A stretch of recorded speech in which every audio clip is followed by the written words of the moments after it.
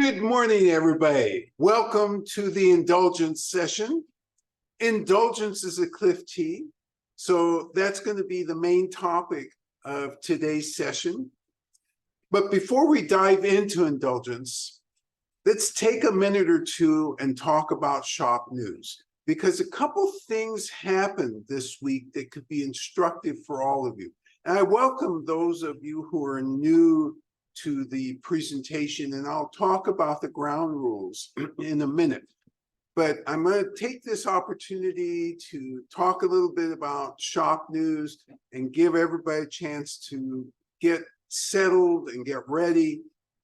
So we had a couple new people come in this morning. Not this morning, this week. And one of them had a very interesting comment, because this person was really into tea. They're local. They didn't realize we were here. And then there was this discussion of, and this person's from South Africa, by the way. And so it came in and said, "Oh, I'm so excited. I'm a tea sommelier, and here I am." And so, you know, we're chatting and so forth. And then she gets on the topic of rooibos. What did I know immediately? I knew immediately because looking at our boards, we have a category over all the boards of red tea. And so many people assume that this always refers to rooibos, where really, from a linguistic standpoint, red tea has always belonged to the Chinese. Chinese have called fully oxidized teas hongcha. There's never been a deviation from that.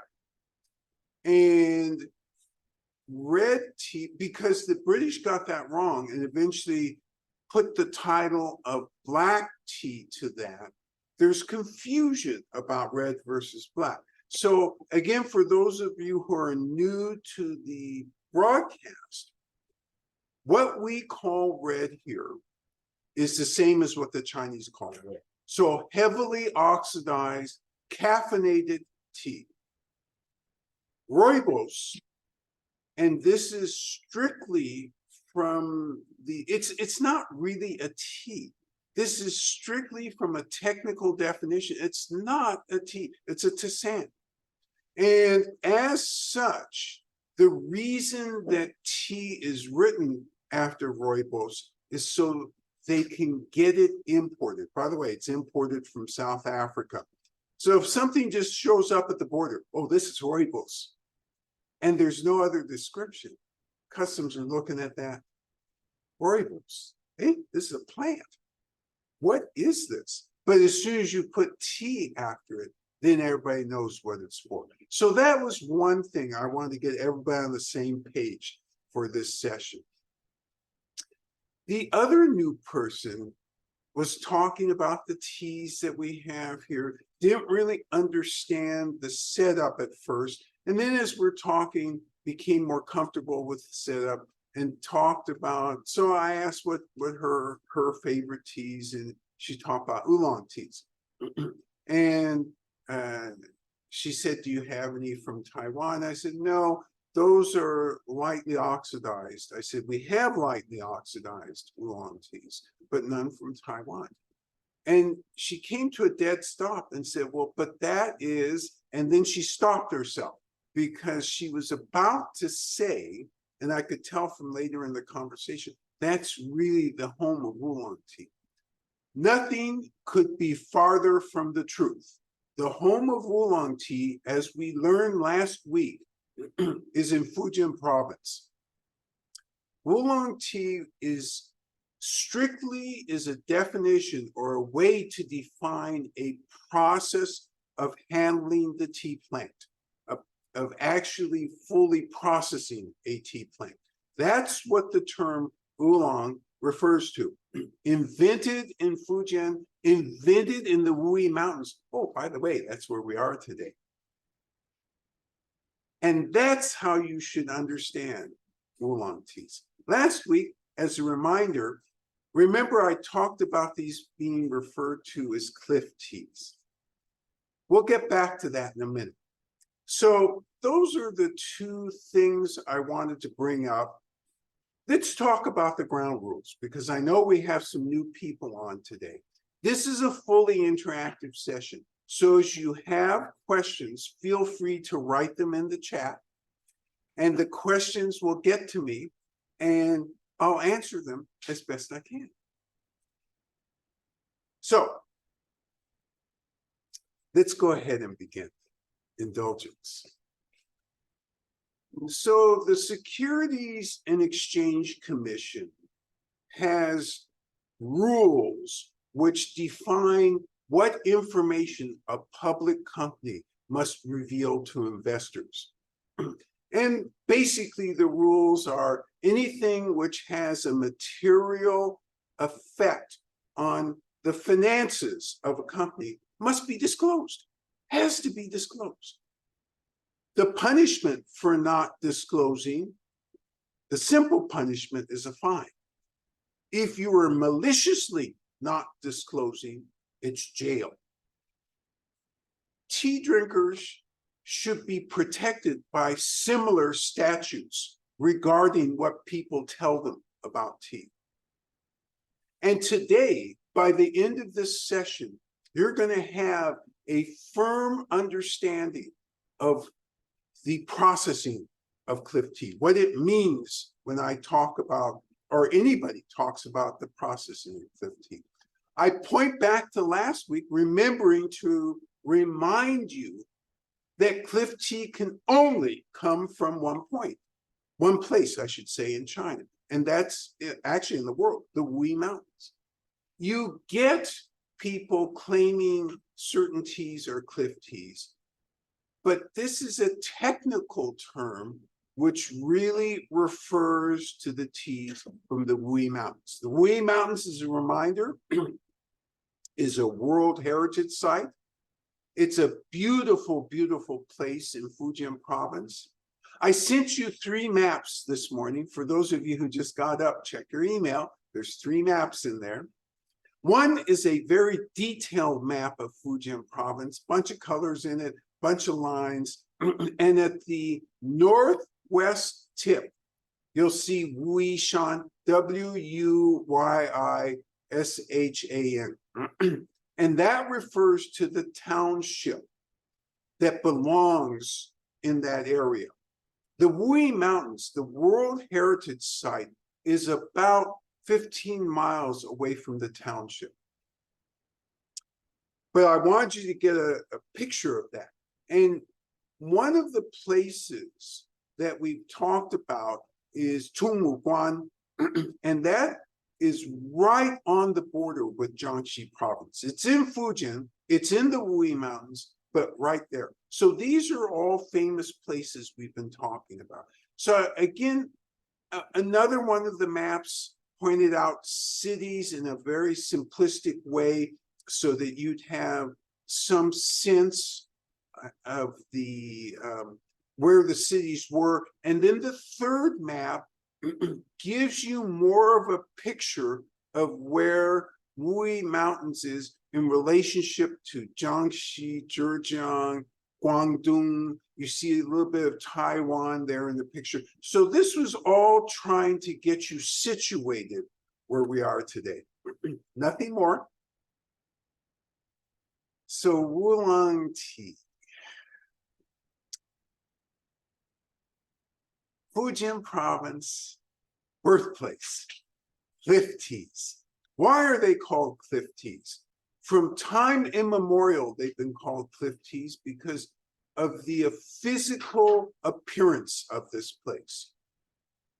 They say in legend that this has 36 peaks, 72 caves, and 99 cliff faces. This is, of course, kind of magic numbers. I'm not sure that there's exactly 36 cliffs or mountains. In fact, I'm pretty sure that there aren't.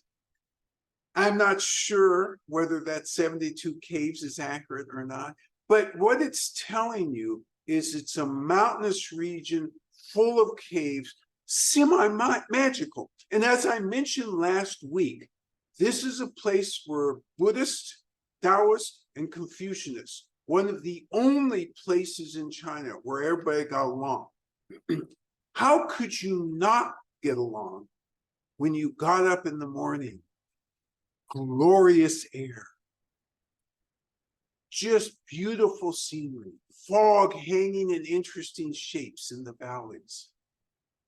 This place has been written about since the 500s or 600s AD.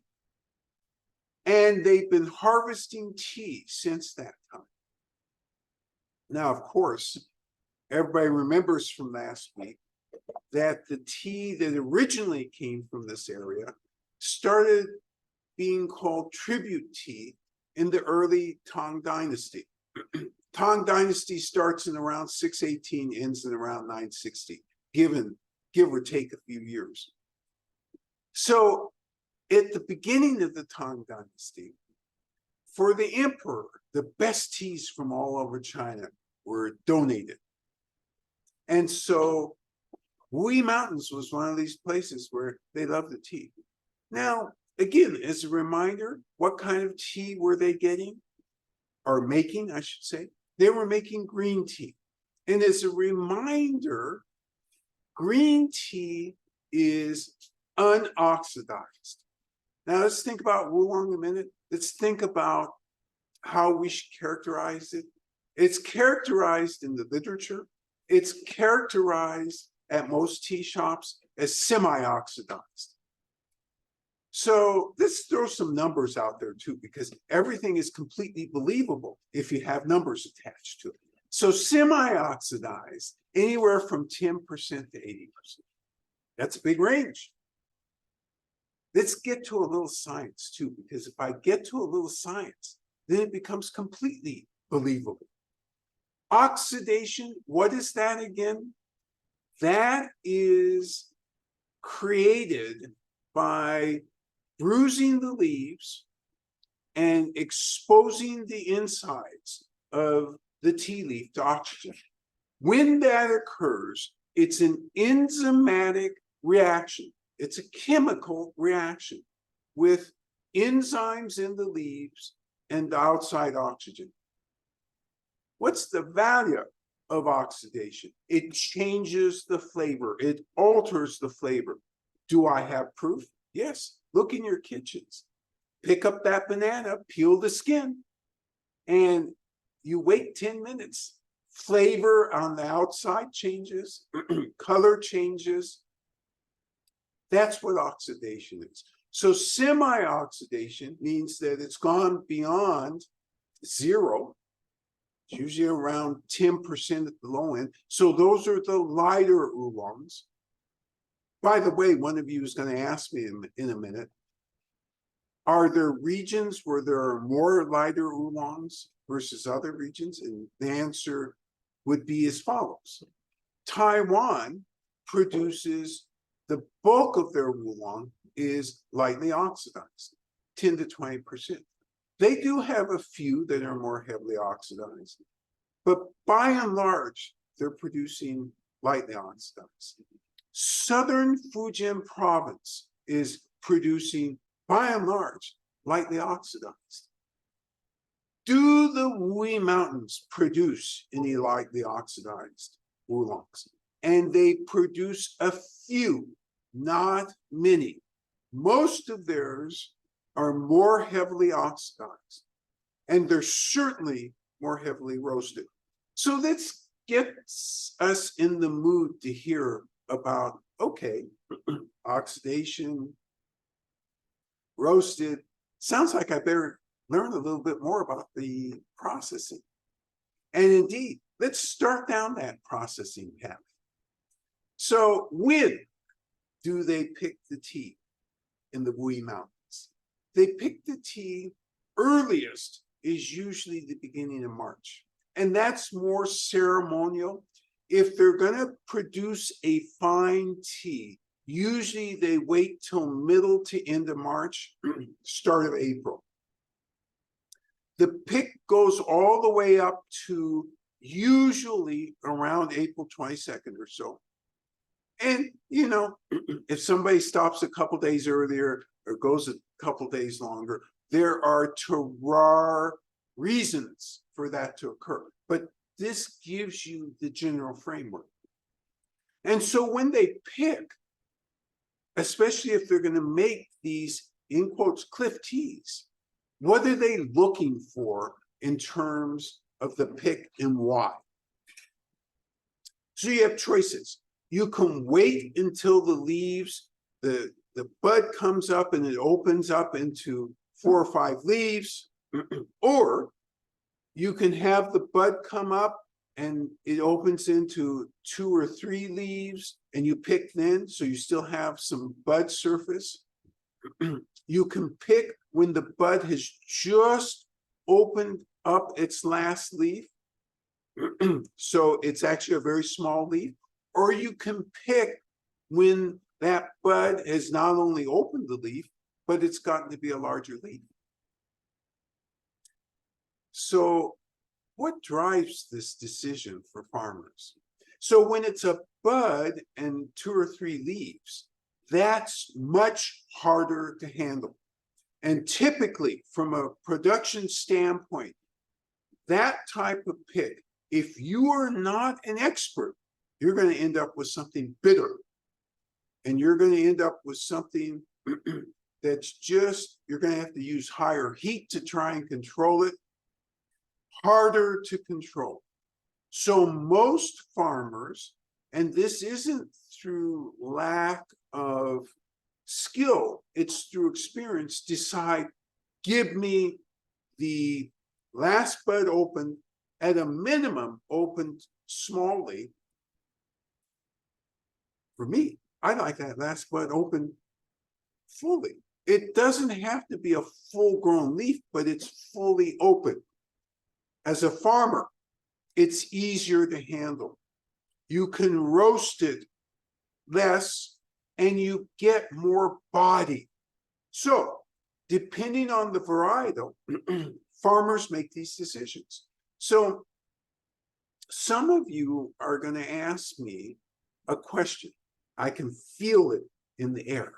And the question will be, does the varietal, when the farmer picks it, if they pick it using a different configuration, that is, the bud and 2 leaves or the bud and 4 or 5 leaves, is that going to make a huge flavor difference?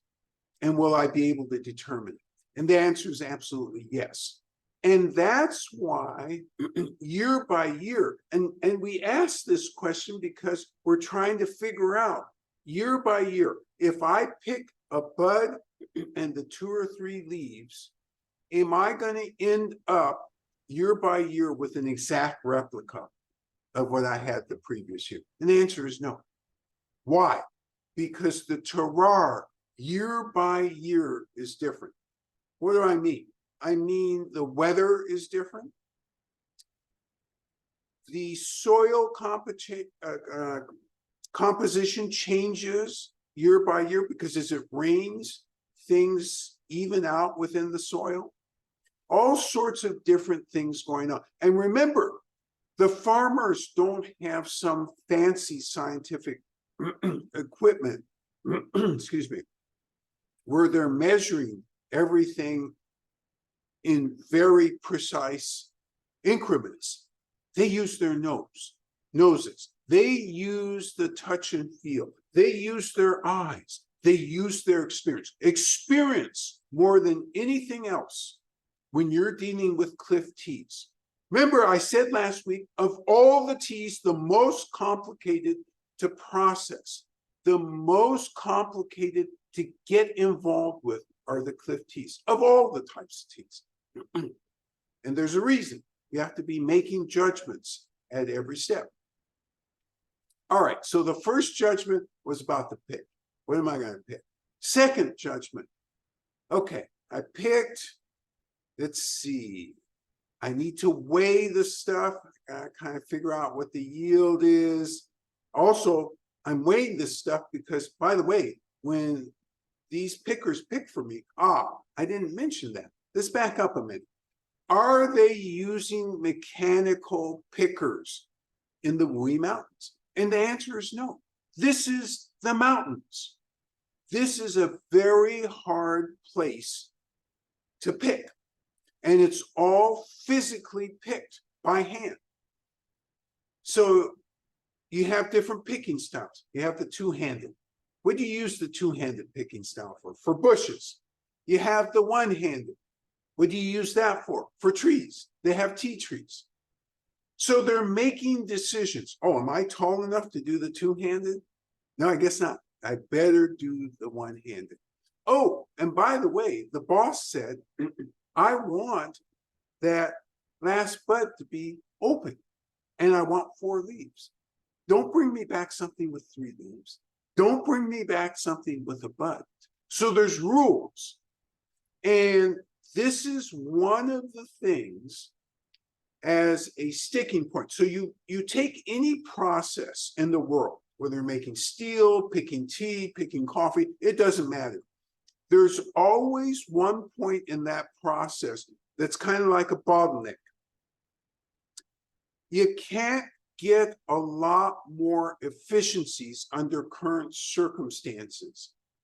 But what you can get is year after year skilled people. And if you don't get that, you get chaos in your pick. Believe me, I've been out in the tea fields. It's been explained to me. This is what I want. Go out there and pick. So I go out there and pick. Do my picks look like the professionals?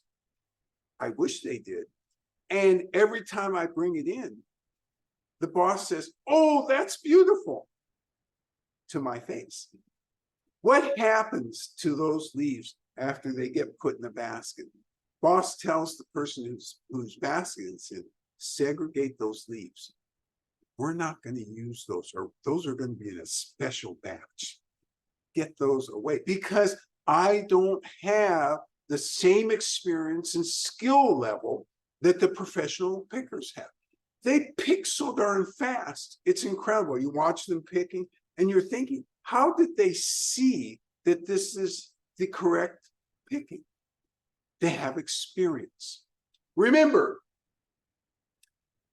what's more important, latent ability or experience? That's the eel model. We want a capital E, experience. Experience is the most important. That second E, energy. So practice and energy. That last L, latency, latent ability. So while I have lots of inherent talent, I don't have the first 2 E's. I am not an experienced picker. I am not full of practice, energy. I am high latency, highly latent ability.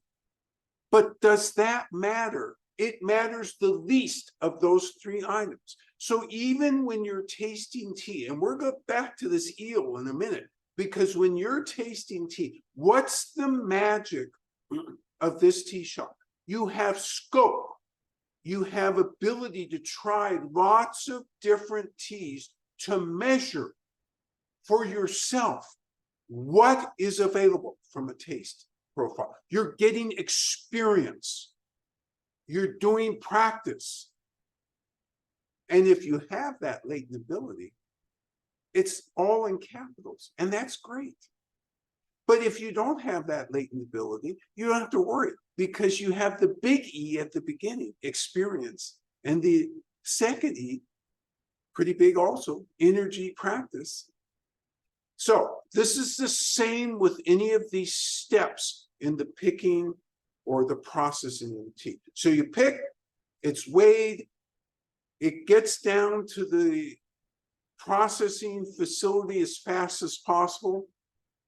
And they actually have relay stations, much like the Pony Express. You know, the pickers carry about 80 pounds down on poles, down, for about a mile and a half, deposit, the next picker takes it down further, and they get it down to the processing area quickly. Why? Because when you are traveling with tea leaves, no matter how steadily you're walking, aren't you shaking up the leaves? That means that bruising is already occurring. And when that occurs, that's realistically the start of the oxidation process. So you want to get it down to the processing facility as quickly as possible. Once there, you got a bunch of steps you got to do as a processor. And I'm going to simplify because remember, I said that the granular, when you look at it granularly, it's 26 to 30 steps. I'm going to simplify these down to about 10 basic steps, but there's granularities. There are steps behind steps. We're not going to delve into that because none of us are going to become these tea growers. I've seen the steps, but we don't need to know them all. We need to know the flow. It's there at the processing facility. What's the first thing they do? They wither the tea. Why do you want to wither? And by the way, where are you withering? Unless it's raining or heavily dewy, foggy outside. And so you're withering outside. What's the purpose? It's to reduce the moisture in the tea leaf. And how do you know? Because the tip of the tea leaf will curl up a little bit. The edges, which when they first came down were kind of bright, dull up a little bit. You can put your hand in it and it's kind of limp a little bit. So you want to take out 40 to 50% of the moisture of the leaf. Because if you don't do that, as you're handling the leaf, it'll fall apart. Whereas if the moisture is removed, it's pliable and you can do stuff with it. Do stuff. Well, what sort of stuff? After you've withered successfully outdoors, you then move indoors. Humidity controlled. By the way, in that first step, you spread out the leaves evenly, single layer. When you move it indoors, you multi-layer it. And then you start the process of on purpose bruising the leaves. How do you do that? You have it in a bamboo, round bamboo flat. And traditionally, remember, there's handicraft tradition, and then there's more mechanized. So right now I'm in the handicraft. And by the way, there is no substitute. Well, there is a mechanized substitute now I'm thinking about, but they don't use it very often for the withering outdoors. You really don't, because you need that sunlight. But they actually have a machine that will wither a couple different types indoors. But if you're doing it by full handicraft, you start shaking the leaves. Now, this thing is fun to watch. You know, these guys, it's kind of like a hula hoop, and, you know, they've got hip motion. The leaves are up and down. They're landing where they're supposed to land. The objective when they're doing this is for them to land on the edges because they want to bruise at the edges. Now, of course, being the foreigner that I am, and also, as you'll come to find out, having no self-control, I kind of ask, can I do this? Can I try? And of course, everybody has good Chinese manners on. And oh yeah, here's a basket, or here's a flat with leaves. And so, you know, I'm trying to do this. Where are most of the leaves? Or at least 50% of the leaves after the first 3 minutes. They're on the ground. I'm not getting them back to the flat. It's hilariously, embarrassingly funny. I can't do it. I don't have that big E. I'm lacking in that. I got plenty of talent. Because remember, I played basketball. I know how to be athletic, but I don't have the big E. So there's failure there. From the shaking and bruising, that starts the oxidation process. Now, the shaking and bruising to the oxidation process, there are some steps in between, but they're not important steps. Well, they're very important, but they're not important for this discussion. This is, again, the big steps. So at some point, the processor looks at this, smells it, hey, this is about right. And then they have techniques to, if it's not right, to kind of go back and either aggregate it or disperse it more to make it right. And so after that, and by the way, mechanized, there is a mechanized way of rolling, and put it in this machine, it circles around, and it does the equivalent of a rolling. How am I doing? People are probably thirsty. Badly. Yes, very thirsty. Okay, I suddenly realized. Yes, I see vigorous nodding. They're definitely. They're definitely thirsty. Okay, I'm definitely thirsty too. Oh my gosh, and the tea master has the definitely thirsty look. Yes, that's not a good look. It is my great pleasure to bring forth Biju, the tea master. And what you're going to do with her is you're going to watch her demonstrate first, and then the second time you'll brew with her. Hey, good morning, everyone. Yeah, we do Oolong tea, huh? This is my the tea session. It's a change a little bit, huh? So I do, the 2 parts same time after I do myself. Okay, enjoy. So you see her tableau. Yeah. Tea tray, 2 recipient cups, 2 teapots. These are both 16 ounce, and a 3rd teapot. You don't need all of this equipment. What you really need, 1 cup, 1 teapot, 12 to 16 ounces. If you don't have an I Ching teapot, don't worry, don't fret. Use a ceramic. In the absence of a ceramic teapot, by the way, it should be 12 to 16 ounces, use a mug, a ceramic mug. Here's what you must not use. You must not use direct glass. It can't retain that heat long enough. The magic of this shot is you get the same flavor as you would get in China. Go ahead. And if you use a ceramic, you're gonna have to, whatever mug or pot, be sure it's covered.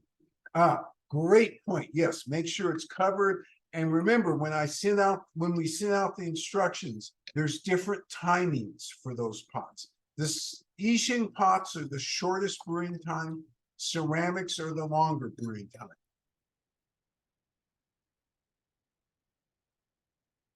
Now, in a minute, somebody's going to ask me the question, what if I have a 16 ounce metal pot? That's usable, and use the ceramic pot brewing times. It's not ideal, but it's usable, it's serviceable.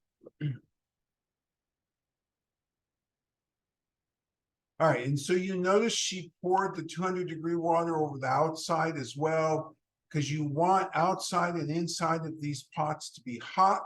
The heat brings out the flavors of these teas. And remember, you're going to use 200-degree water when it's your turn to brew. So some of you are going to ask me, you're going to say, hey, I've got this automatic kettle, and it says I should be brewing, or the Wulong picture, if I press that, says it's 190 degrees. Use 200 degrees. This is stuff we've tested over a 2-year period. What temperature is ideal for these type of teas? It's 200 degrees. All right, and you notice trying to handle the leaves as little as possible. She has them on this little tray, puts the leaves, trying not to touch them with her hands, because our hands inherently, many times have lotion or oil or some fragrance on them. You don't want that to influence the flavor.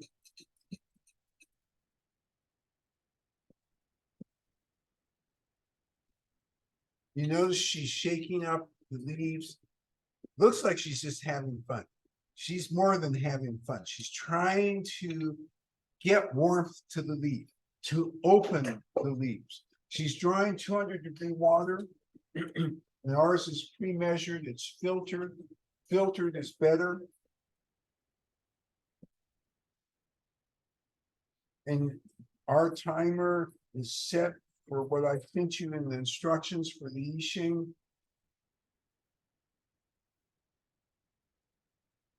2.5 minutes. Adds the water.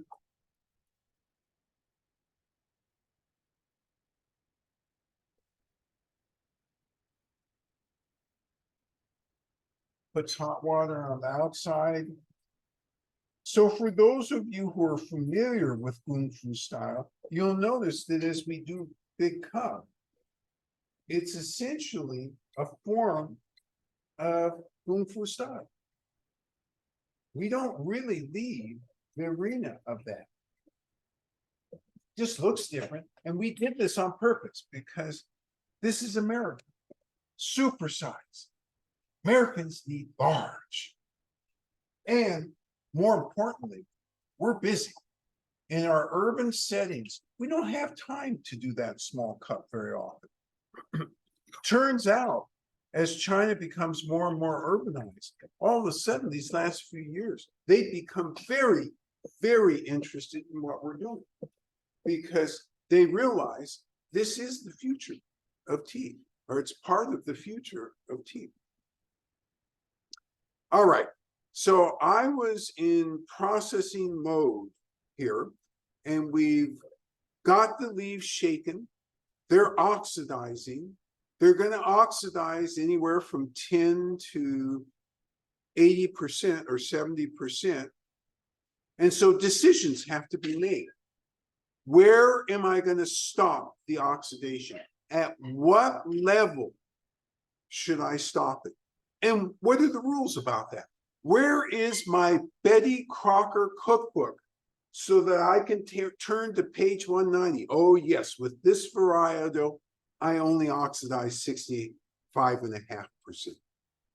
Answer is that doesn't exist. It's here in the farmer's head. The farmer has experience, that big E that I talked about in the beginning. They have lots of practice. Therefore, they look at the leaves, they smell the leaves. They know this varietal. They know what the terroir was like this year. Hey, point, stop here. That's how it's determined. Oh yeah, there's some magic instruments you can stick into the leaves, but it's the younger farmers who are using some of those instruments, scientific instruments. It's not the older farmers. Older farmers know what to do. When the younger farmers use those instruments, what are they testing for? Just Levels of moisture. moisture. Sometimes levels of temperature, but it's more moisture than it is temperature. By the way, the first 2.5 minutes expired, so you notice, not in a hurry. This is about tea rhythm. Just making, it's more important to do it right than to do it speedy. Much more important to do it right. And then second cup gets done.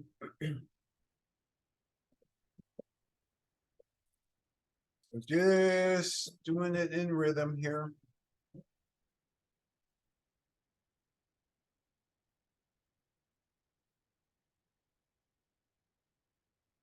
And again, just steady, you know, not a lot of acrobatics, not, you know, pots way in the air. There's no need for that. Not only is there no need for it, it creates lack of rhythm. All right. So right away, I am privileged and you are not. Why? Because I should have said you are not yet privileged. The smell of this thing is incredible. I haven't even stuck my nose in it. By the way, don't stick your, here is the warning sign. This is 200-degree water. Don't even get close to sticking your nose into it. Look at this color. Oh my God, a magnificent, deep, clear, clean color. I'm using all the terms that they would use in China. So I'm giving you a preview of what we're going to talk about later, and that is how to make judgments about tea. Let's enter the quality arena. What is the quality arena? It's the initial judgments of what you think this tea is going to be in terms of quality. And so what are we looking for? Looking for levels of astringency when you start off. Then, because all tea does have some level of astringency, has to happen. Otherwise, it's not tea. Because that's a reaction to the polyphenols in the tea itself. You don't want bitter, you want astringent, dry feeling. That's what you're looking for. So that's the first thing. Where in the mouth? Is there a right answer for this? The answer is no.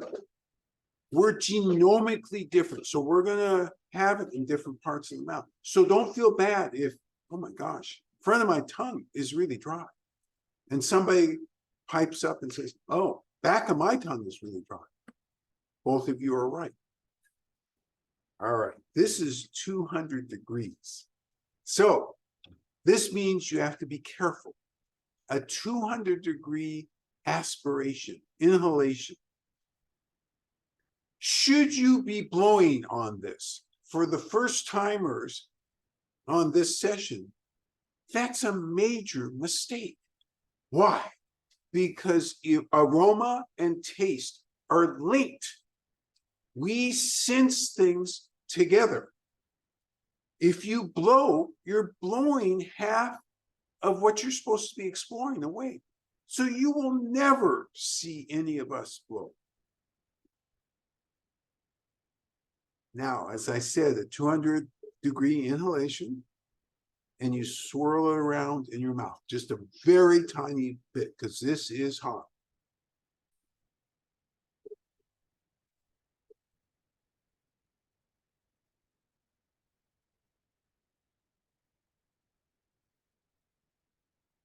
Okay. So I'm making some judgments. The first judgment is where on my tongue is it dry? Okay, I'm making some notes. You should be making some notes too. And you should compare this to previous cliff teas that you've had. What sort of aftertaste? I'm thinking about the aftertaste. That's very important. Maybe I don't have a clear clue because it was so little. I'm going to try again in a minute. I'm going to solidify what the aftertaste is. Lastly, what are the energetics? Now, lots of people have different ways of describing, in quotes, energetics, including some that are semi-mystical, hard to put our arms around. That's not what I'm talking about. What I'm talking about is what physical differences in yourself are you feeling? You're feeling a warmth, feeling a calmness, you're feeling a happiness, is there an uplift? All of these things are valid energetics comments. Now, I'm going to take a second inhalation. And I'm going to verify what I think I discovered in the first inhalation. And I'm going to focus on that aroma. And I'm going to focus on the taste, because I need to start this journey. And remembering, this is 200 degrees. We are forced, we have no choice but to go slowly. Tea rhythm, and appreciate this over a period of time. And particularly the cliff teas, they change. So I ask you this, do they really change? Or do you change, or does the environment change? Maybe a little bit of all, but most especially the environment, because This is cooling down. And as it cools down, you'll be able to get more on your tongue and you'll have a different appreciation. So let me do a second inhalation.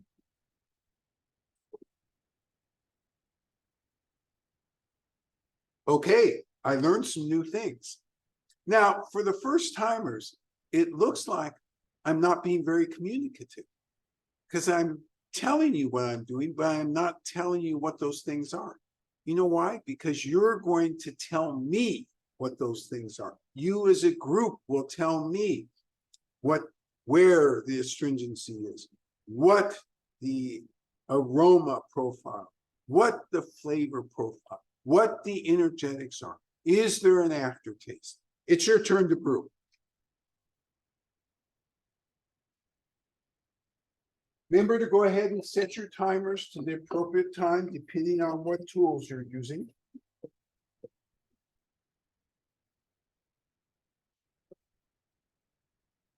Remember, we rinse everything very carefully to make sure that there's no residue in a pot, no soap stains on a cup, because all of these things can interfere with your enjoyment of this wonderful treat.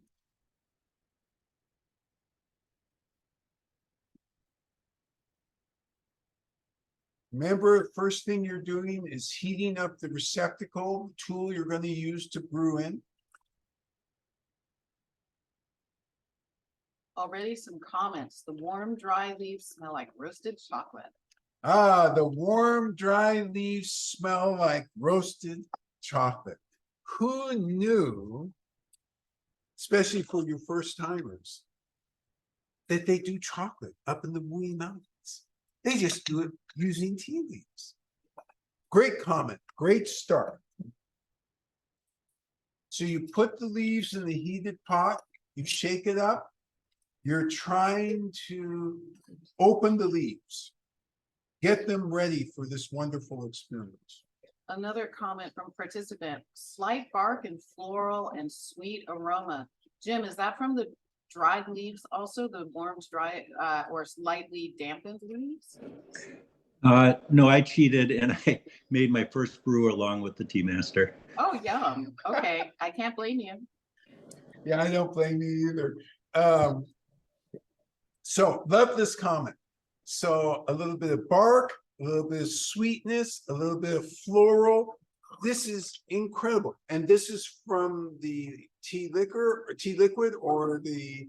Sounds like it's the tea liquid. Tea- Is that right, Jim? Yes. Okay, beautiful start to this. By the way, for those of you who are brewing, you put the water in, you set the time. So we've got leaves that smell chocolatey. We've got tea liquid, sweet, floral, barky. I love it. Yes. Another comment, yes, chocolate woody aroma. Chocolate woody aroma. You know, sometimes I wonder if as an understudy I'm needed anymore. You guys are that good. Love that commentary. And this is the commentary that the Chinese would use. All right, as you're proceeding, yes. Another participant says, I cheated too. Wet leaves have strong minerality in the aroma. Wet leaves have strong minerality. In the aroma, we've got floral and hints of caramel. And then the minerality really comes through in the liquor. So in the leaves, hints of minerality in that aroma. In the tea liquid, we've got hints of caramel. Is that correct? Yep, caramel, a little bit of florality. Florality. And did this one also have woodsy? No, but in the taste, the minerality. Oh, minerality. Hits. Yeah. The tea liquor itself. Love this comment for a lot of reasons, particularly since this commentator dug out that minerality and focuses all of us on that minerality. Cliff teas are famous because of that minerality. The minerality in cliff teas is greater or lesser. And in what you're describing is a minerality that is tending to be mid to greater. And that's a great catch on this. It's not aggressive. So there's a difference because we have some teas that come in here and the minerality will knock you out. It's that strong. This is still very controlled and you can taste that control because of the sweetness, the florality, the caramel, and all of this has to do with their skill in roasting. These aren't inherent flavors. Actually, they are inherent flavors, but you can't get them out unless you know what you're doing in those 26 steps, particularly the roasting steps. All right, your timer, or at least our timer has gone off. Maybe yours hasn't yet. We're not rushing you. You take your time. Remember, this is tea rhythm. We're not in a contest here. So you're doing it at the pace that's right for you, rhythmical. All right. So I'm going to return to the processing here. I talked about the fact that there's a mechanized way to roll. You allow it to oxidize to the point that you think is right for this year's crop as a farmer. And then you fire it. Why do you fire it? You fire it in a walk usually, although they have a mechanized way to do it. But most of the farmers, I'd say 50% of the farmers still use a walk. Very, very hot. You roll it around in that using your hand. And remember, when you do it with your hand, no holes like this because you will burn your hand. You'll burn your hand anyway if you're not careful. All the fingers together. And why are you doing this? You're doing it to stop or denature the oxidation enzyme. You complete that step and you're removing moisture. And then you do, and there's a few other steps in between, but I'm trying to get us along. Otherwise, we're going to be here for 3 hours. You go to the walk the moisture stabilization step. What does that mean? What it means is you get it in a bamboo cooker, and we don't really have those here, but it's a bamboo on top with a bamboo slat at the bottom, or bottom that's entirely bamboo. You put the tea leaves there. There is a, it's like a hourglass. So the middle is thin, the top is wider, the bottom is wider, and there are these pits where there's charcoal in it, and they get it to the right temperature, put it over those pits, and they let it roast for X amount of time in order to stabilize it. Is the tea sick? Are we in triage here? No, it's not that type of stabilization. It's stabilize it so that it can be put on a shelf and then a month later return to and further roasted. Yes. Another comment on the tea. The tea liquor has a scent that is a complex sweetness that is a mix of dried fruit, caramel, and hints of honey. Complex tea liquor with hints of fruit, caramel, And honey. and honey. Great comment. So again, there's a ton going on in this, which at first blush, you wouldn't imagine. And remember, I said these are the most complicated of all the teas to do correctly. It's easy to do this type of tea badly. And there's plenty of examples of bad cliff tea, but not from the area. Most of the bad cliff tea comes from the LCSers and first timers. That's liars, cheaters, and scammers. The ones who are trying to make money off of this. Let me put this in perspective for everybody, by the way, especially for first timers. At the highest levels, this stuff goes easily for $20,000 to $50,000 a pound, easily.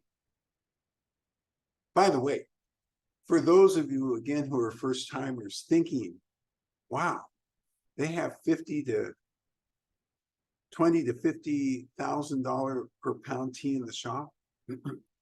Not that you would ever know. It is in a secret vault. We do have some very expensive tea, but that's not what we serve in public. I'd have to charge, some huge number per cup. However, these are still from very good places within the Wuyi Mountains. And this is really a unique and interesting type of tea. Yes.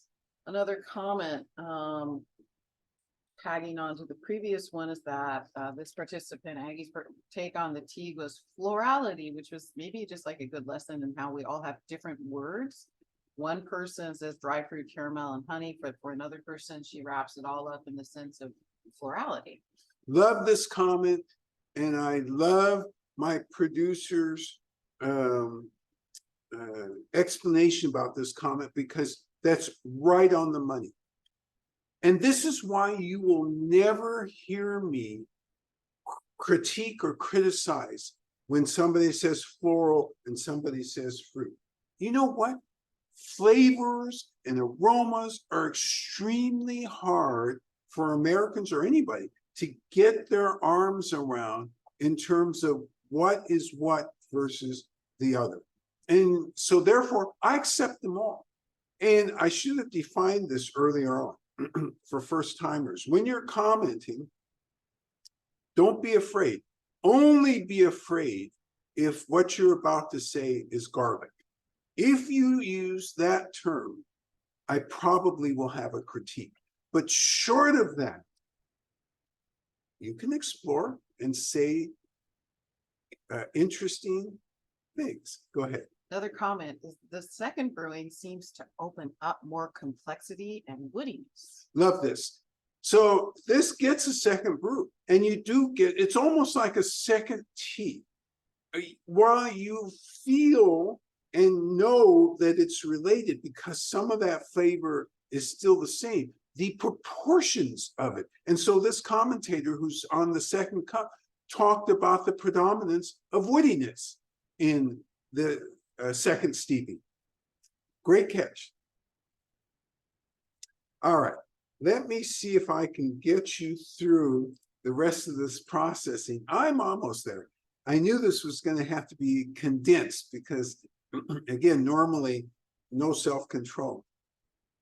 So we stabilize the tea leaves because so much tea is coming in from so many different parts of the mountain. Because farmers have farms in different parts of the mountain. They're not huge acreage, but say you have 50 acres in half acre or quarter acre implements, you're going all over the mountains and getting this stuff in. And so as it comes in, you need to make space for it. And so as you're because you can't have it all come in at the same time. You'd be sunk. And so as it comes in, that's why you've got to stabilize within that first 36 hours and then label it carefully and put it on a shelf. And you'll get back to it in a month or so. When you get back to it, what do? The farmer will then do a heavier roast. Now, are all of these roasted equally? And the answer is no. Remember, this is not your cookbook way of doing this. So let me follow that up with the next question. Hey, last year I roasted it an hour or two. And the notes say I roasted it an hour or two. Am I going to do that this year? No, you make a different decision year by year. This is a live product. It comes in differently year by year. Can't emphasize that enough. Yes. Another couple of comments. First, the mouthfeel for me is astringency on my palate, and the energetics I feel is a warming to my core, a delicious tea. The palate is the first place that this particular commentator feels that astringency. And then there's a warming energetic to this tea. And it's not just the heat. I can tell that this commentator is really reflecting on a warmingness in the body. And some of these teas really do that. And there are chemical reasons why that occurs. Yes. Another participant says, yes, and even the aroma is warming. The aroma is warming. You know, I love this comment because we come back to an area that sometimes is under-commented on, and that is the aroma. The aroma plays with you. And when I first had this sitting here, when the tea master first brewed it, oh my God, the aroma was all over me. I mean, it was just so powerful. And it brings up certain feelings. It brings up certain expectations when you get an aroma like this. And all of these cliff teas, you gotta make that distinction, aroma, flavor, and then put them together, aroma, flavor, and then, you know, where am I in the cup? Yes. Another comment, the scent of this tea is so promising. I can easily imagine the sun hiding behind the fog and rain. Oh, I love this. The scent of the tea is promising. It's as if the sun is hiding behind the fog and the rain and getting ready to blossom out.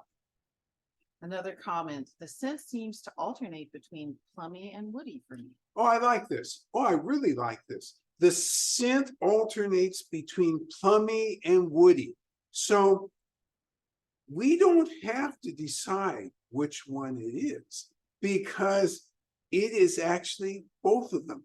And I'm really glad you brought up plummy because some parts of the Wuyi Mountains produce these teas for which, for me, I distinctly get that plumminess.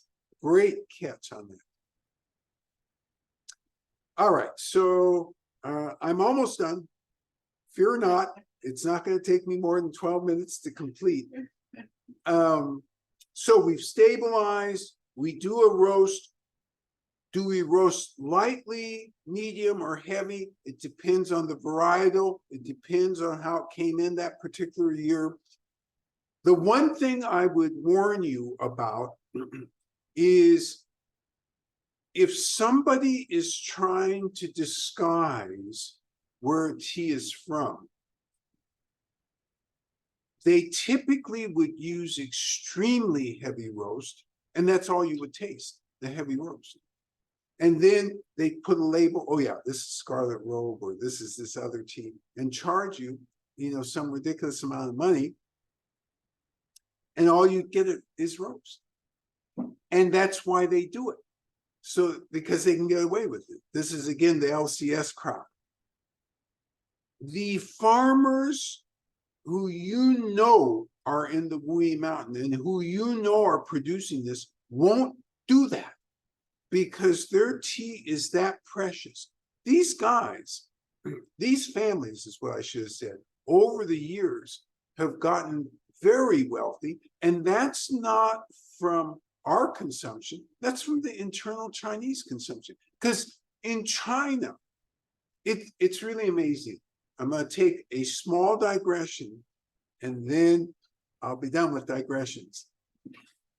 There was a period of time when I was doing consulting for a company here in the US that was helping Chinese government as well as Chinese businesses. And so from time to time, I'd work with the Chinese police.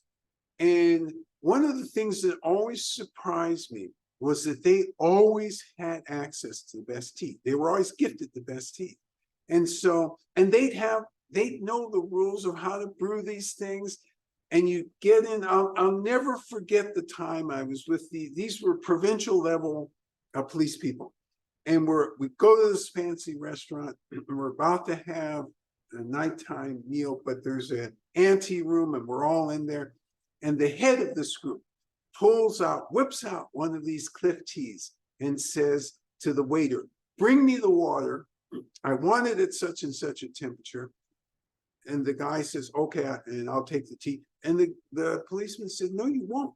I'll brew this myself because I know what result should happen.